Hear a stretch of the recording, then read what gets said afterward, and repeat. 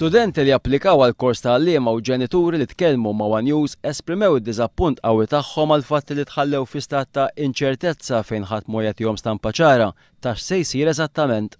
Ma' One News kellem ġenitur ta' studenta milquta minn din il-problema. Monday it-tifla suppost jibda l-kors ta' teaching biex tibda titgħallem l-universita wara dawk is-sagrifiċċji kollha. U Friday għadna ma nafux biss jekk inta tliet x'aħseb wara kemm ħatibda Monday. L-università meta rnexxinna naqbduhom sa ftit żmien ilu ġifieri ħadibatu għalikom.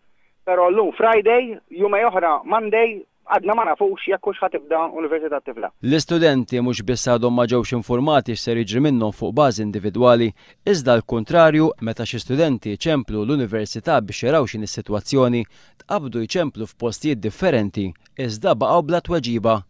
Kelliem mal-Ministeru tal-Edukazzjoni qal biss li hemm l-ifissjati li ġejjin l-istudenti li nhar it-Tnejn ser jiġu accettati biex jibdew il-kors tal-għalliema se jkunu informati b'dan.